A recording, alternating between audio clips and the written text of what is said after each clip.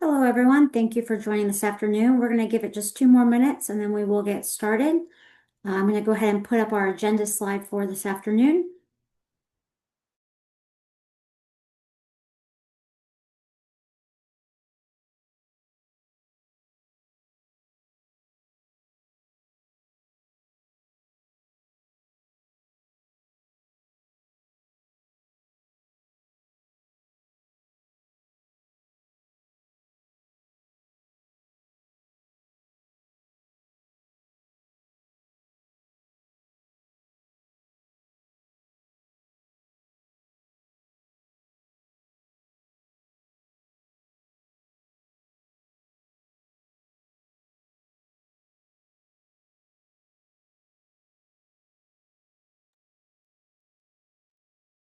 All right, everyone. Thank you so much for joining this afternoon.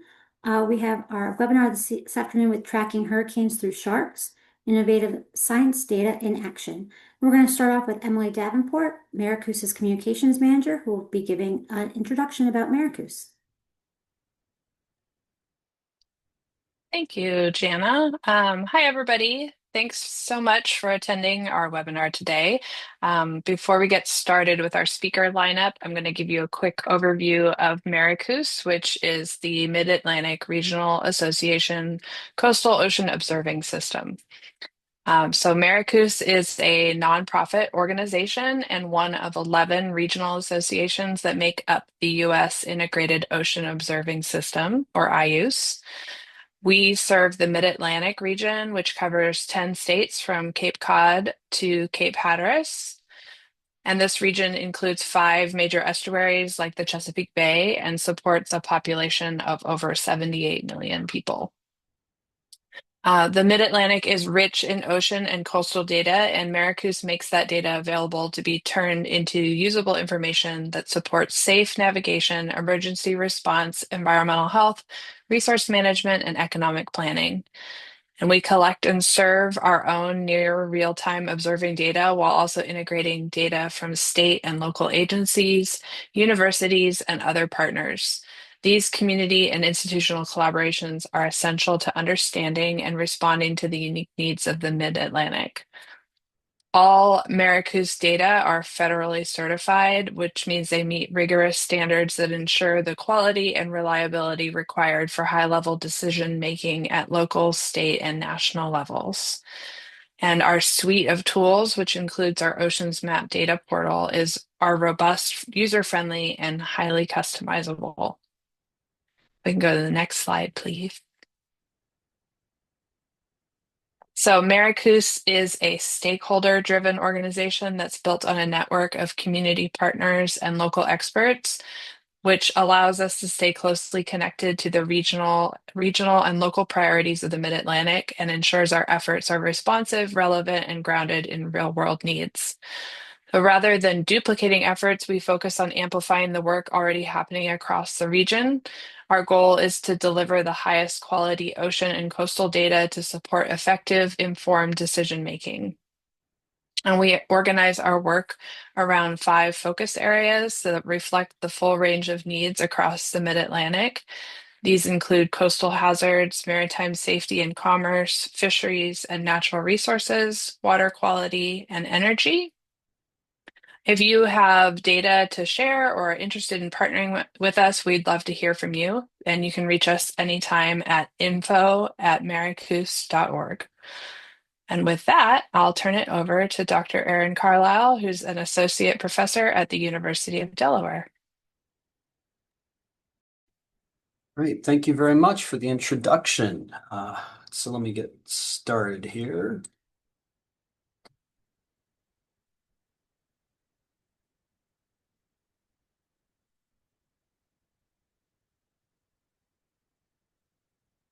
Okay.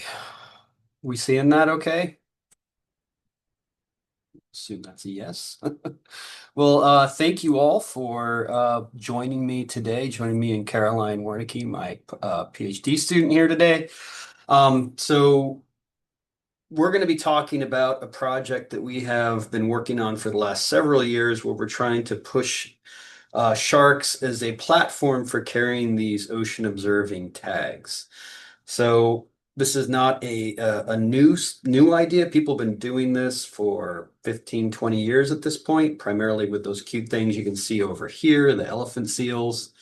Um, we're trying to push over here, get the sharks, have them join the team and start carrying their weight in terms of providing us all these great data on what's going on in the ocean. And again, also shout out to the IUS and Maricus in particular. These kinds of data products are invaluable, not just for real world applied purposes, but also as a scientist, I use these data all the time for understanding why the animals are doing what they do out in the ocean.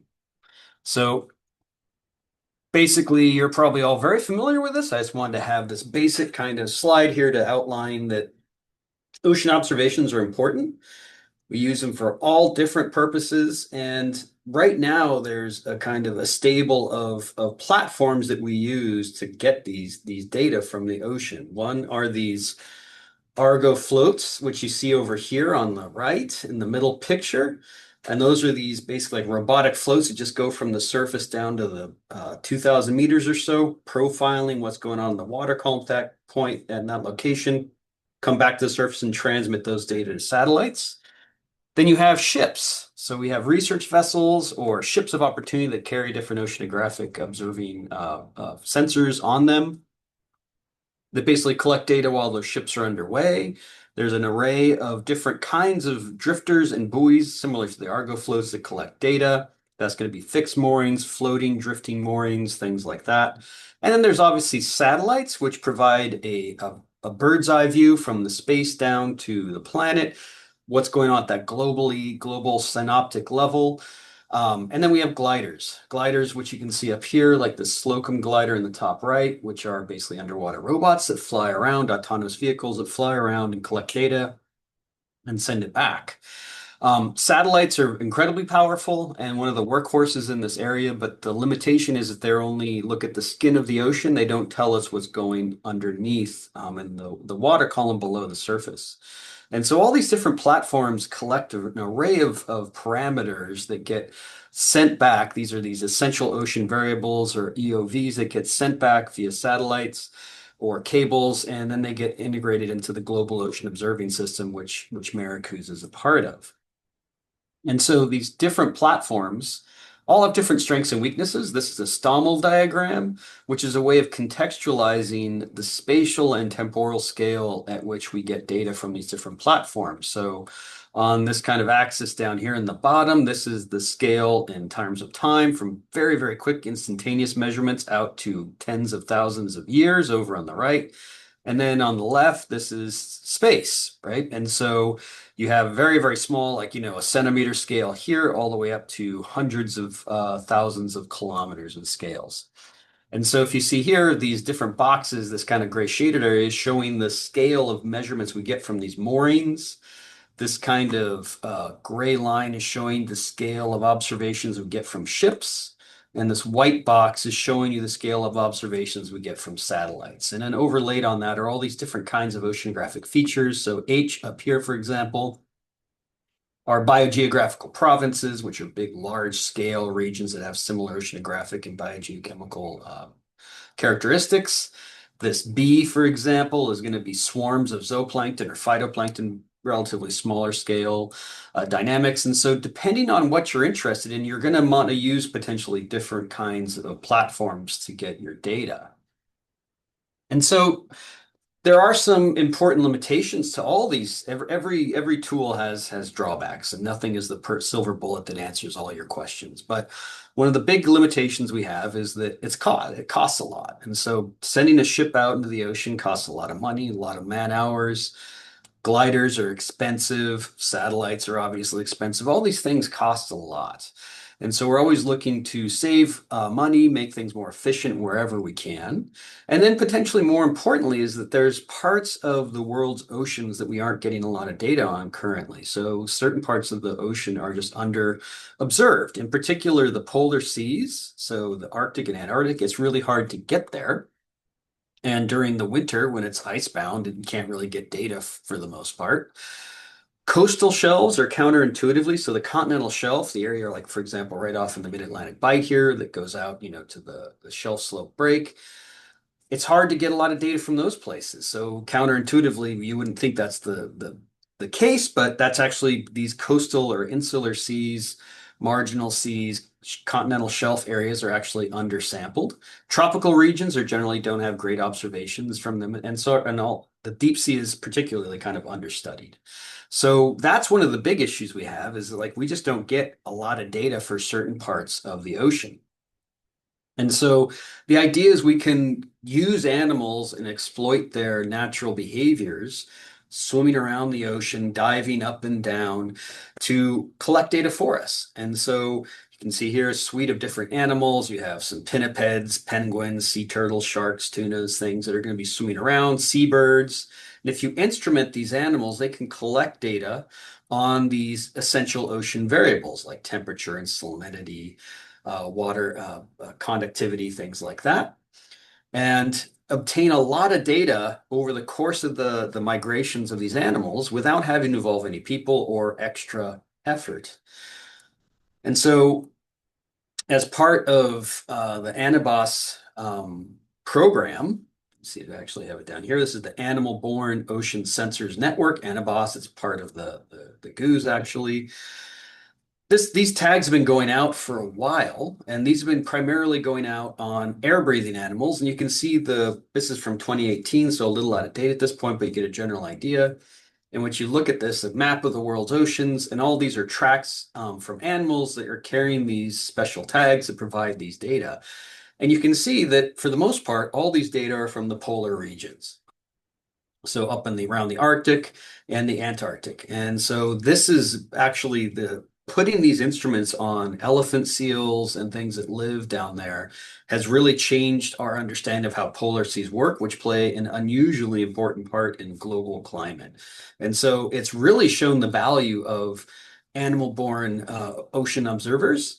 And so what you can see though clearly here is that much of the world's oceans is blank, right? And so this is from a review paper looking at this from McMahon et al. 2021.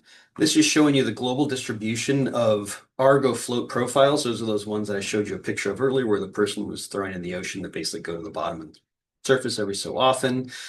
You can see that basically, look at the scale here, 10 to the negative fourth up to 10 to the 1. And so you can see that basically all this blue stuff, you really don't have much data for any of those locations from Argo profiles because there aren't that many of them out there at any given time. And so this is showing you this different version of that map I just showed you, the distribution of animal CTD profiles, CTD meaning conductivity, temperature, and depth profiles, showing that same gap in all the kind of mid latitudes and low latitudes. And this is showing you a global map of animal tracks, showing you how, again, if you put these instruments on these animals, it really potentially can be a game changer in understanding of what's going on in those parts of the ocean. And if you notice, this is our place, and so our particular project, which Caroline Wernicke will speak about shortly, this is where we're interested in, right? And so this is going to be the Mid-Atlantic Bight. We're interested in using sharks to understand and better predict hurricane intensity and directions and things like that. And so you can see that we have a lot of animals here that are carrying tags. You can see a lot of density of tracks, especially in those continental shelf areas. So it's a great place to potentially use this approach. And again, just that kind of lack of data throughout most of the world's oceans really does highlight there's really enormous potential in this space. And so this is just a very simple kind of table from that review paper showing you some of the relative strengths and weaknesses. You don't really need to worry too much about any of these details, but just as a kind of a note, you can see this is going to show you the active number of instruments per year, and this is for the Argo Float program, and this is for the Animal Tag program. So 4,000 versus 103. The Argo floats only surface once every 10 days. So you get one profile every 10 days. Animals are doing it multiple times per day, if not more. And there's different strengths and weaknesses in terms of the number of profiles you get. And so you can see here, for example, the CTD you get on the Argo floats get about 36 profiles per year, whereas the animal tags are getting 700 or 800. And so if you actually do the numbers and calculate the cost, you can see here the cost profile from a Argo buoy is $150, and for an animal tag, it's about $20. So there is the potential for some real significant cost savings. Some of the pros of using animals is they can get to these places and they observe these areas that we can't get using these other techniques. They are generally very cost effective. They cover huge parts of the world's oceans. Every profile you get ends up being really useful. You don't need to include people. The animals are doing all the work. The animals are diving throughout the water columns from the surface all the way down to the deep sea. And given that these animals oftentimes will return to places over time, you can get historical and long-term trends in oceanography in given parts of the world's oceans. Some of the limitations are it's hard to get these tags out. It's oftentimes hard to get data back from them. You can't control where the animals go, so you have to let them tell you what's going on in the ocean wherever it is they want to go. Sometimes there's ethical considerations putting tags on different animals, especially with those animals that carrying all these tags are all elephant seals, sea turtles. These are all, for the most part, endangered or threatened. A lot of permitting, a lot of hoops you have to jump through to use them and access them. So sharks don't really have the same limitation, and so they're kind of everywhere, and no one really sadly cares too much about them, so they're potentially good for that reason. But then some of the more animal biologging specific issues of that are common to all electronic tags we put on animals are an issue. So how much battery power you have, is biofouling going to be an issue, sensor drift, and things like that. So the way this really works is you have these fairly sophisticated electronic tags. You can see this is an older version of the tag we're going to be talking about, Carolyn's going to be talking about. These are these conductivity temperature depth sensors that are made by the Sea Mammal Research Unit, or SMURU, which is at the University of St. Andrews in Scotland, and one of the only companies that makes tags with the sensors that have the sufficient resolution to for oceanography. And so you stick those on the animal, and they record temperature, depth, and conductivity as the animal's swimming up and down through the water column. And so when you have an air-breathing animal, you basically, you know what a dive is. It takes a breath, it goes down, and once it hits the bottom of the dive, it's going to go back up. And so the tag turns on at that point. It records an upcast of what's going on in the water column. It then synthesizes and kind of summarizes those data points into a very simple water column profile to reduce the bandwidth of the transmission that has to go through the satellites. So the animal comes to the surface, its tag is at the surface, it starts talking out and kind of yelling out into space to the satellite receivers up on satellites. And those data get transmitted to those ground stations around the world. The data then gets processed through various algorithms and sent to the end users. So that can either be, for example, our lab or Maricoo's or whoever it is. So in general, this is the whole process. So we've been working a lot in this space on this project, which is figuring out how to build the tags, how to test them, how to calibrate them, figure out how well they work. You put them on the animal, in this case, an elephant seal. It goes to sea, it swims around, it's recording all these data. Whenever it pops up, its head is at the surface, the tag transmits to satellites, and then back to the ground stations where it gets the data get processed and then gets sent out to whatever end users are interested in it. And so, since we're interested in sharks, I wanted to talk about the two examples we have of sharks being used in this way. And so, this is a salmon shark, a small cousin of the white shark that lives in the North Pacific. And so, we've done a lot of tagging on these animals over the last 10, 15 years. And this is from this one CTD tag, SMURU CTD tag we put on a salmon shark, you can see over here. And this is the track of the shark while it's carrying that tag. Each one of it was tagged up here in Prince William Sound. The tag last transmitted back here. So it moved, about 1,000 kilometers or so in about a month or so before the tag stopped working. The black positions are showing you where the shark was going and the actual when the shark was at the surface transmitting. And then each one of these colored symbols is showing you when we actually got a profile of the water column. And this is kind of putting that track and those data within the context of the ocean, what's going on in those areas. And this is looking at these anticyclonic eddies, these ACE, or the cyclonic eddies that spin one way or the other that have very different outcomes in terms of the oceanography and the biology. And so this shark was swimming through different countercurrent and anticyclonic and cyclonic eddies, and also in between eddies. So getting data from all different parts of the kinds of features that are occurring in the Gulf of Alaska. And so what we found was that this could actually, salmon sharks could serve as a profiling platform that could actually resolve sub-mesoscale, relatively small scale oceanographic features, and potentially really increase our ability to understand what's going on in the Gulf of Alaska. So this is showing you, for example, right here, all the tracks we have from salmon sharks over about 10, 15 years, a lot of them, and showing you this is if you put these tags on those animals, how many profiles you might get, with the lighter colors being more profiles, blue being fewer. And this is showing you what we might be able to find through various existing databases, such as the World Ocean Database. And this is showing you the difference. And so this one over here, D, is not so important. Look at E, this is where it's white. That's showing you where the sharks are going to really shine and provide more data than we could get otherwise. And the black is where the World Ocean Database maybe has enough data as we right now. But this is showing you, again, this is the continental shelf area that's unsampled or undersampled. It's showing that salmon sharks really potentially can fill in some of those important gaps. The other example are tiger sharks in Hawaii. And so Hawaii is part of that kind of lower latitude areas where there's relatively few ocean observations. This is showing you the density of this first panel in the upper left here is showing you the density of ocean observations around Oahu and the main Hawaiian Islands. This area right up here, this is a cabled oceanographic mooring that basically Station Aloha that gets constant data. So there's a lot of data from that one place. And these other ones are pretty much from boats and other things that go out. But you can see there's really not much in the way of observations over 50, 60, well, actually more like 80 years.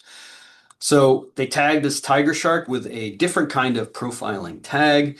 This is showing you all about 102 days of positions of that shark. The black is showing positions, and the blue is showing you positions where we also got a profile. And this is an example in this bottom hand part, showing you the profiles from the tag versus the matched profiles from the local regional ocean model system, or ROMS model, which is our best estimate of what's going on in the water at that point, and showing you the relationship in the bottom right here with estimated water temperature by depth from the shark on the x-axis and the ROMS model on the y-axis. So you can see they agree pretty well, but there's a lot of variability, which is the whole point. There's a lot of nuance that we don't get. And so I'm going to pass this on to Caroline Wernicke now to talk more about our particular project, which is using sharks to inform hurricane predictions in the Mid-Atlantic Bight. So she's the PhD student here at the University of Delaware who's done all of this work. And so I'm going to pass it off to her, where she's going to be talking about some of the things we need to think about, what we've been chewing on and trying to figure out as we move towards implementing and operationalizing sharks as ocean observers. So take it away, Caroline. Thank you for that strong background introduction to this whole atmosphere of animals serving as ocean observing platforms. I'm going to go ahead and share my screen. My slides. Okay, so like Erin had said, this project that we've been working on at UD is looking to use sharks in the Mid-Atlantic Bight as ocean observing platforms with the specific application goal of increasing data to be collected for hurricane prediction modeling. And so the sort of broader need for this project comes from a need for more accurate temperature data in the Mid-Atlantic, specifically, like Erin said, thinking about those coastal on-shelf environments. And when we're thinking about the shelf environment in the Mid-Atlantic, we experience between Cape Hatteras and Cape Cod some of the strongest seasonal thermal stratification in the world. And this stratification makes it difficult to predict reliably the intensity of hurricanes as they're approaching shore. And so basic sort of oceanography 101, when we're thinking about how these storms intensify, more warm water acts like gas and more cold water acts like brakes. So when we have this very strong stratification set up, the location and intensity of that layer of cold bottom water has serious implications for how well we can predict the intensity of incoming storms. And so the sort of example of this that I like to point out is the difference between Tropical Storm Irene, which was predicted to be more intense, versus Sandy, which was predicted to be less intense. And there were implications for coastal communities, property damage, et cetera, when making those intensity calls. So we need more temperature data in this environment. And Aaron did a great job outlining sort of the space for marine animals to increase ocean sampling. We have over 19 species of sharks in the Mid-Atlantic Bight. If we're thinking about this sort of practical application for their data collection, there's a couple of questions we need to answer and think about. The first is which sharks? You know, we have, like I said, over 19 species. They move in different ways, spend time in different places. That's a trade-off when working with marine animals. They go where they want to go.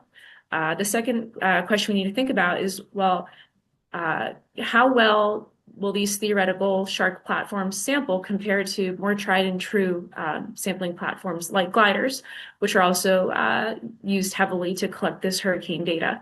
And then for the last portion of the talk, I'd like to walk through some of the early results we've been having with field deployments and sort of what our next steps are for getting these tags out. So with sharks, like I said, we have a lot of them in the Mid-Atlantic. They do a lot of different things. And one of the underlying criteria when thinking about a water-breathing species for this sampling application is, well, who's going to come to the surface more often? Because when that tag comes to the surface, when the animal fins, that's our opportunity to transmit those collected profiles. So again, trade-off of working with a shark versus an elephant seal. Elephant seals need air to breathe. You can sort of reliably program those tags based on your expectations of the animal's oxygen needs. We don't have that luxury when working with sharks and water breathers. So to get at this sort of critical question, we wanted to estimate the surfacing rates from a big data set of historically collected satellite tag data. So we were working with spot tag data that were deployed for over a total span of 20 years, 15 species across the Atlantic and Pacific Ocean basins, and working with these 6 collaborators to collect that tag data. And just to walk through this sort of summary plot of which sharks. So here we have linear regressions of the total number of surfacing events or tag transmissions as a function of days since the tag was deployed. So the dotted black lines are just reference background lines of surfacing rates. So that SES line is the surfacing rate slope regression for southern elephant seals, spot tag data collected from southern elephant seals.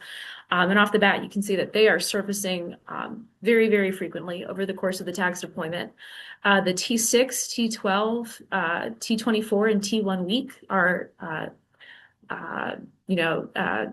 quote unquote, like fake transmission time series generated to show the rates for a transmission every 6 hours, once every 12 hours, once every 24, and once a week. And then overlaid with those colored lines are the transmission rates from our actual shark data. And so off the bat, we can see that Atlantic shortfin mako sharks, for example, based on our data set, can be expected to surface a little more than once every 12 hours, about twice a day. And then comparing that to a species like Pacific salmon sharks that Aaron had been talking about earlier today, we would expect them from our data to be surfacing almost once a week, a little less than once a week. So we do have this spectrum of surfacing behaviors across these species that can inform how often we would expect to get transmitted data from them. And so from this analysis, we were informed that shortfin mako sharks, blue sharks, and smooth hammerhead sharks had some of the highest surfacing rates that we would expect to get data from. So those were candidates that we were interested in focusing tagging efforts on for getting these tags out. The second question we want to think about is, okay, how do these sharks compare to a tried and true ocean observing platform like a glider? So specifically for this example of collecting data to inform hurricane predictions, the glider picket line was a conglomeration, a partnership between NOAA and different universities on the East Coast to every hurricane season send out these autonomous glider platforms to sort of dive and climb across the continental shelf and collect that valuable CTD data. And so the pros of working with these gliders is that every 2 hours or so, that glider comes to the surface and sends you both the packet of data as well as the locations that it's been collecting that data. So you do have reliable locations for all of your CTD profiles. The gliders are also there's an established data pipeline of sort of sending that data real time every 2 hours to a processing system with NOAA, ERDAP, and Rutgers to make that data immediately accessible after it's been collected. And the gliders are reusable. They are recovered at the end of every 4 to 5 week mission, charged back up, data downloaded off, and then put back out in the ocean. The cons of working with the gliders is that they're not cheap. Like Erin was saying, these Argo floats, these satellites, these gliders, they're not cheap. And that because the gliders are moving relatively slow through the water column, about 20 centimeters a second, that data is highly correlated. And so I'll talk a little bit more about what that means in the next slide. But basically, for every distance of data that you're collecting, because we're moving so slowly, you're really only getting a subset of unique data points, and a lot of that correlated data gets thrown out in the data processing. So to do this sort of direct comparison between the efficacy of shark platforms versus glider platforms, we conducted a decorrelation analysis using temperatures collected by a hypothetical glider track, well, it was a real glider track deployed in 2023, and then 50 simulated Shortfin Mako tracks. And so by looking at the temperatures that these two different sets of tracks encountered, we can get a count as well as a cost of the decorrelated dives per deployment. So here's just a map showing what those paths look like. So we've got our January glider path in green. We've got our simulated Mako sharks in blue. And then that colored background is just modeled temperature data from the Doppio regional model. And so if we take every decorrelated temperature from those two swaths of positions, and we sort of factor in the operational cost of a deployment, the duration of a deployment, our simulated shark had the potential to collect 3 times as many decorrelated profiles at 15% of the operational cost of our glider. So a much more bang for your buck trade-off. Okay, so the sharks are more variable, but that variability and increased speed allows them to collect data over a wider area much more effectively than our single glider path. So another way to think about, how are these sharks comparing to the platforms that are out there? Erin had already introduced this Stommel diagram as a tool for oceanographers to sort of capture how the different spatial and temporal scales of our platforms compare to the features. And so what we did was we created Stommel diagrams that include the spatial and temporal scales of our shark movement. So we did a first passage time analysis on our shark paths. That's basically getting a time for how long it takes a shark to cross a circle of a certain diameter. So you get both a time scale and a length scale associated with your animal's movement. And we overlapped that with the scales of 3 predominant popular platforms, like Erin had said, Argo floats, gliders, and ships. Those are our gray dotted rectangles. And then different ocean features, so our colorful solid rectangles. So eddies, rings, hurricanes, upwelling, and zooplankton swarms. And our shark scales are these ellipses here. And a couple of exciting things to notice is that, okay, like our shark scales are lining up pretty well with our glider scale. So that's telling us they have the capacity to collect similar data scales and more importantly, capture the same types of features. And so our hurricane box is that green box over there as well. And again, we're seeing nice overlap that these shark-based platforms have the potential to capture the same types of features and the same utility of data as our more established platforms. And so we've sort of talked about, okay, which shark is the best candidate for the job? We've talked about how they compare to other platforms that we've been using to collect this hurricane data. And now let's move into the exciting stuff of putting these tags out in the field. We've been working on deploying these tags over the past 2 summers. And I'd just like to walk through what that's looked like, some of the things we need to consider, some of our challenges, some of our successes. Here we've got a photo of the SMRU CTD shark tag. That little circular port is our CTD port. And then we have the Argos transmitter is that black rectangle, and our antenna. So that whole package is collecting and sending this valuable temperature data with our sharks. And so in 2024, we put out these CTD tags on blue sharks for the first time. We had 2 CTD tags that went on 2 blue sharks off of Ocean City, Maryland. In that same year, we put out spot tags as well. So those are just your more standard satellite-based surface position tags on blue sharks in Ocean City and Cape Cod to sort of get more field information to inform those surfacing rates. And unfortunately, from this very first deployment, we did not get any data from our CTD tags, but we did learn a lot. Let's talk about what that meant.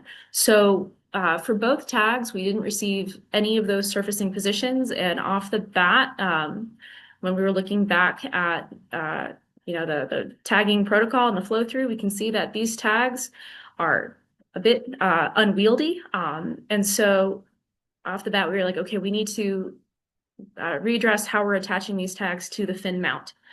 And so these were deployed in May. For the rest of the summer, we were testing and designing an alternative type of fin mount to really emphasize raising that Argos transmitter up at the surface. When the animal comes to the surface, that fin pops up. That tag has ample opportunity to make a connection with the satellite and send any data before the animal dives back down again. And so here is an example of that test bracket on a juvenile sandbar that was deployed last July. So tested the bracket mount, feeling better about it. Let me see if my video will play. Amazing. Okay, so second round of CTD tagging was this past summer. We deployed 2 CTD tags on 2 Shortfin Makos using this lifted bracket system. We also deployed 1 spot tag on a white shark, again, for that effort of collecting more surfacing data just to keep informing our candidate criteria. And so from one of those CTD tags, we actually received our first shark-collected CTD profile in the Mid-Atlantic. So the map you can see on the left shows the path of the first Shortfin Mako in purple, the second Shortfin Mako in green, and our white shark in yellow. And this is exciting for a couple of reasons. Even though we weren't able to collect a profile from the first Shortfin Mako, we had much more success in hearing the tag and getting those locations than we did compared to our blue shark efforts the previous summer. So we're seeing more success with this adjusted attachment system where the tag is able to break the surface and talk with the satellites. And then we have this profile collected off the coast of North Carolina. This was collected in, I believe it was June 2nd, and we can see a nice temperature structure of the water column from 70 to about 35 meters. And then what you might notice with this map is that this was our only profile. Unfortunately, both tags went quiet in early June until you can see this point all up off Cape Cod. The second Shortfin Mako surfaced, or we received a surface location one more time in August.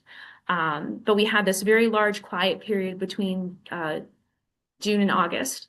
And so the second Mako, our profiling shark, was actually recaptured and released by a man fishing with his son on the 4th of July weekend off Cape Cod. And he was very gracious enough to give us a call and tell us that our CTD tag was still present. These are his photos. The animal was still alive and kicking and doing well. And another vertical tag we had put on it was still present as well. So we're kind of wondering, okay, what's going on here? And our current theory that we're working on testing is that it's probably some bugs with the tags programming. And so that the way that these CTD tags, these shark CTD tags work, it's a checklist of different conditions that need to be met as the animal is moving and diving and climbing through the water column. And all of these different conditions or levers that can be pulled when we're programming the tags. And so this is just sort of an example. It's a bit of a messy diagram, but just sort of showing all of the conditions that need to be met. Okay, the animal needs to dive to a maximum depth, start ascending, can't have too much variation in the water column, and then eventually make his way back up to the surface. And this is something that when you think about, as Erin was saying, these elephant seals diving and climbing, you can have a very tidy definition of a dive with an air-breathing animal because it truncates when the animal comes to the surface to breathe. For a water-breathing animal like a shark that doesn't necessarily need to come to the surface to breathe, it's much more continuous and much more fluid. And And so we've been working with the engineers over at SMURU to really rigorously test this tag programming and tuning how many levers, which levers we're pulling in that checklist of conditions for the CTD to turn on.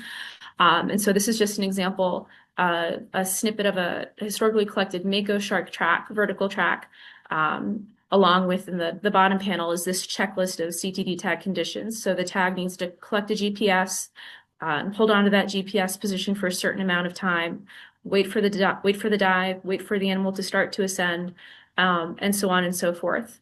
And so we're very excited to really be, bad pun, diving in to these conditions to really ensure that the next round of tags go out are much more flexible to the variability in the individual shark's movement. And so that's just to sort of summarize with where we've been and what we've been doing. You know, we've been able to sort of hone in on our candidate species for this hurricane data collection job. We've developed a much more reliable tag attachment, and we're in the process of really rigorously going through those programming parameters. And then, you know, hopefully our next step will be to get more of these tags out next May, and hopefully, knock on wood, see our stream of profiles come in. And then the next fun part is, okay, we have this application of hurricane modeling for this data. How can we sort of build that pipeline with Maricus to get this data, this shark collected data, out into the goose and the global telecommunication system for broader use? And so with that, I just want to thank, you know, Maricus, as well as NOP and Delaware NASA EPSCoR, both the Carlisle and the Orb Labs, and then the folks over at SMURU who've been so instrumental in working with us to make these tags the best product they can be. And so with that, I would be happy to take any questions.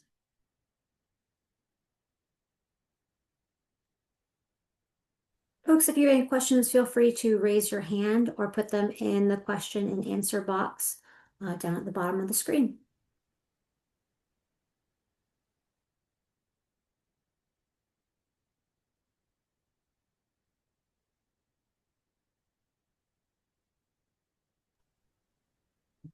Caroline, how many tags are you guys planning on deploying this summer, this coming up summer? Do you know yet? We currently have 6, and we're in conversation with SMURU, I think about 2 to 4 more, though Aaron, correct me if I'm wrong. But definitely we have 6 on hand. Wonderful. That's great.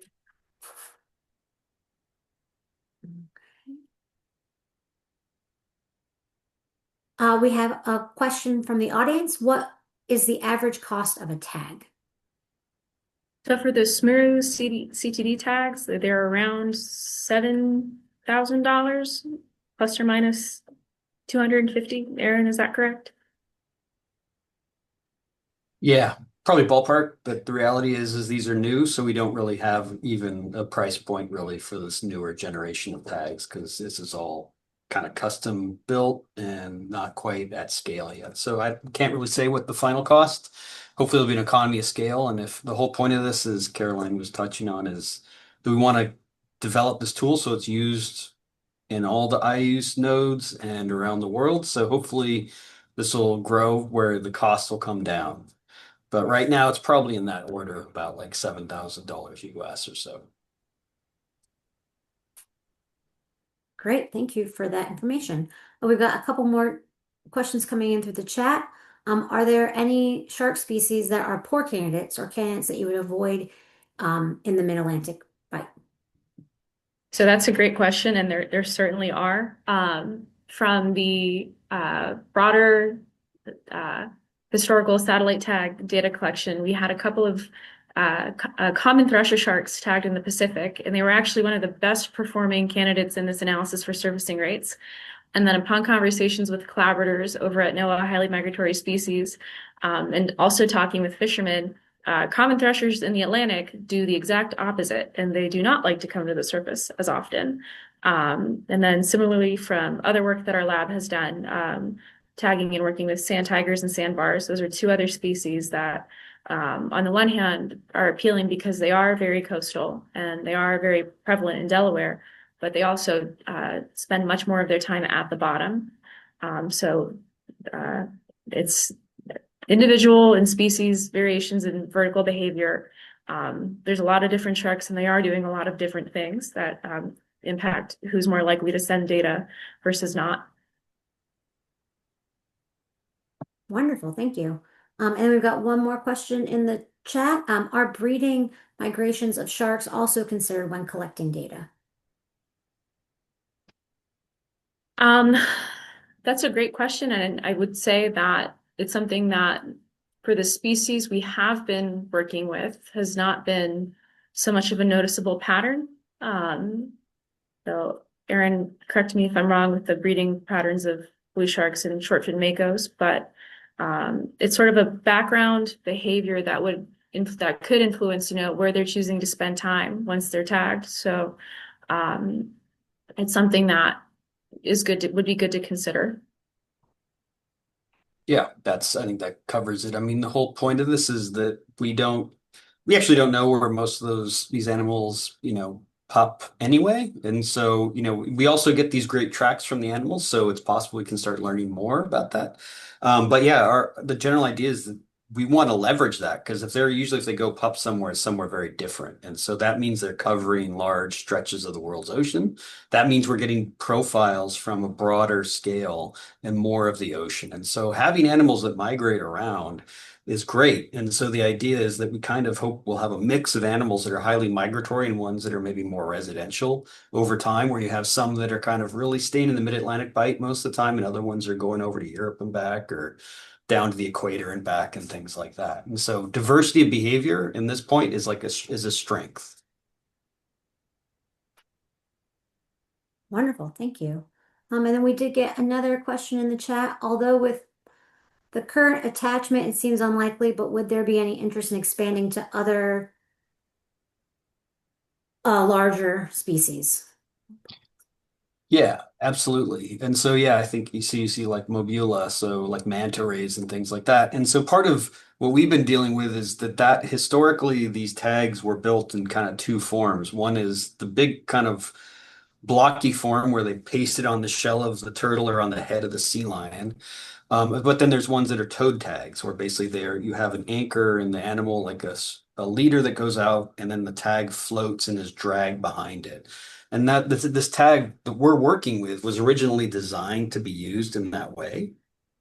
And so I think that actually mobulids would be a great group to potentially work it with if we go back to the not trying to stick it on the fin, where you basically have like an attachment, a dart that goes into maybe the trailing part of the disc of the manta, and the tag basically floats behind it. Then anytime it comes close to the surface, it would transmit. That's the issue with that is that those trailing tags don't stay on very long generally.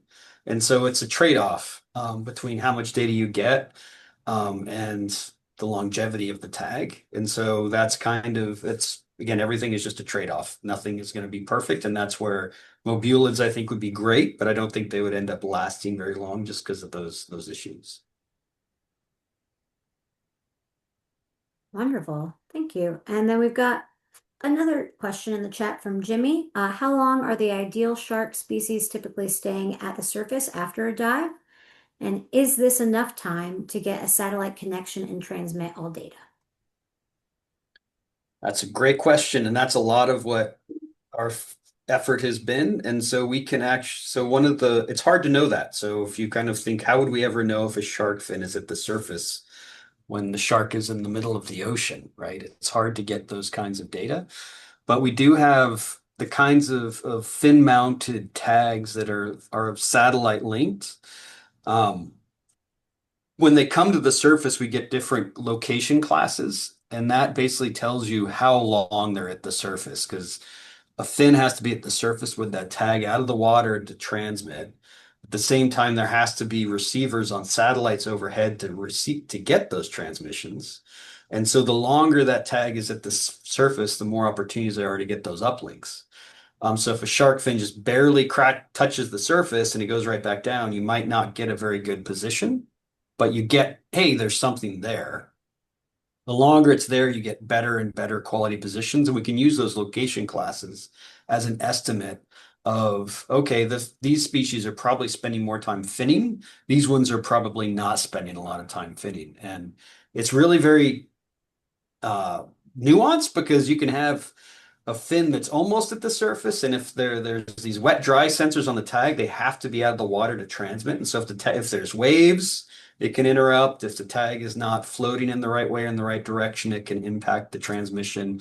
But it's very much a black box. We put these things on the fin and we hope for the best. We try to pull out what we can from the limited metrics we get back, which are the data that are transmitted and the amount of uplinks we get from those tags. Caroline, do you have anything to add to that?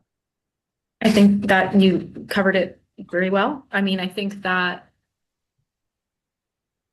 yeah, there's a lot of variability with how much the animal is, like how high up the animal is spinning, how much time it's spending there, environmental conditions. Um, but the comparison between the results we saw with our early tagged blue sharks and with the makos, just like you want to try to give that tag as much opportunity and likelihood to make that surface connection. Because again, like the movement of the satellite constellation overhead is another factor that can influence whether you get that ping or not. And so the CTD tag, as it's currently designed, records it's recording depth constantly, and that Argos PTT, that transmitter, that pinger, is going off whenever the animal surfaces, but it's really only sending one profile at a time. So you're getting a location with fast log GPS, which records GPS position very quickly, like I think fraction of a second quick. And then as soon as it has that location, it's sending out that single profile. So we are the comparison. Okay, so like thinking about sending data, a quantity of data for 2 hours of data collection from the glider to send 2 hours of profiles, it can be at the surface for 15 minutes. So there is a time consideration in that. And for these tags, it really is just assuming that we need to streamline as much as we can to really give that opportunity. And that's actually there are those dynamics, or we can leverage different aspects of the shark's behaviors to take advantage of it. For example, blue sharks, one of our target species for oceanic species, open ocean species, they feed very extensively in the deep sea in the mesopelagic. So they dive down really deep into the really cold water and their bodies get very cold. And then when they come back up to the surface, they have to spend more time right at the surface to rewarm their body after those deep, cold dives. So that basking behavior actually provides them with more opportunities to talk, for the satellite tag to talk, because they're sitting there at the surface trying to warm their body up. Whereas this little guy here, you see this Mako, the Shortfin Mako, they're regional endotherms, they're warm-bodied. They don't need to, they can dive down in the cold water and not have to worry about rewarming because they can retain their body heat basically. And so different species will have different natural behaviors that we can leverage to increase the probability of getting detections from the tag.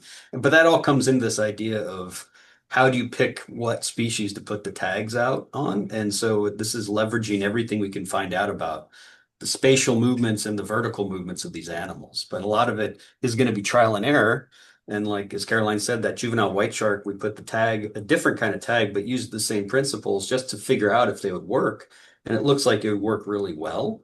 And so part of this project going in the future is going to be putting these similar types of tags that are maybe smaller, more cost effective to test out different animals to see how well they would serve as profiling, as ocean observing platforms.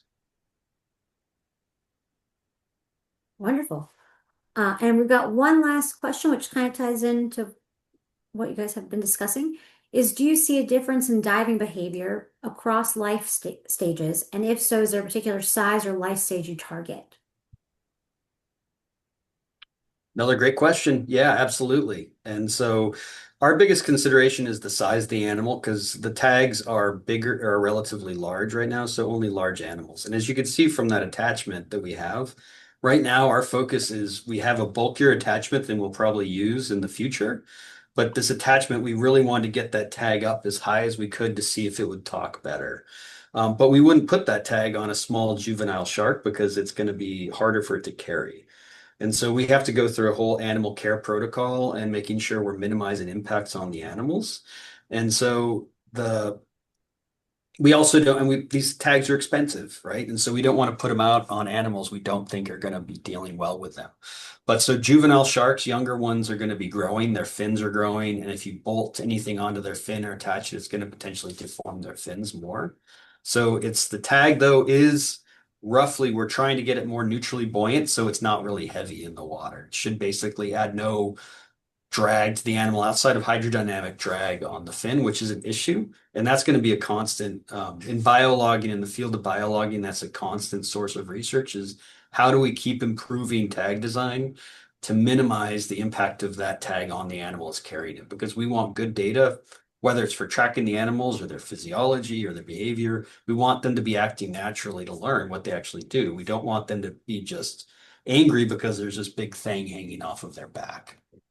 But ocean observing is a little different because we want data but one way or the other, the health and the fitness of the animal is our top priority. Wonderful. Well, thank you everyone for such great questions, and thank you, Erin and Caroline, for your answers. I'm going to pass it back to Emily Davenport real quick to wrap us up this afternoon. Thanks, Jana, and thanks, Erin and Caroline. That was a great webinar. And thanks to everybody who joined today. Before we sign off, I just wanted to remind you of a few ways that you can stay connected with Maricus and keep up with all of our latest tools, projects, opportunities, etc. So we're going to drop a bunch of links in the chat for you that you can go visit. So please visit our website. You can sign up for our newsletter for regular updates. You can also follow us on social media and YouTube to see how ocean and coastal data are supporting decisions across the Mid-Atlantic. And we hope that we'll be able to connect with you all in the future. So thank you so much for joining us today. Thank you for having us. It was fun. Thank you very much, guys. Thanks.